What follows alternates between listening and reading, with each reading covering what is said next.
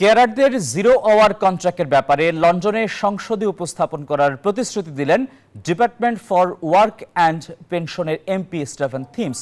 28 জানুয়ারি পূর্ব লন্ডনের একটি অভিজাত হলরুমে মন্ত্রী, এমপি, কাউন্সিলর সহ কমিটির বিশিষ্টজনদের উপস্থিতিতে টাওয়ার হ্যামলেট কেয়ারার্স অ্যাসোসিয়েশনের ফান্ডরাইজিং ও ডিনার অনুষ্ঠিত হয়। ফারহান মাসুদ খানের সঞ্চালনায় অনুষ্ঠানে বক্তব্য রাখেন স্টিফেন থিমস এমপি।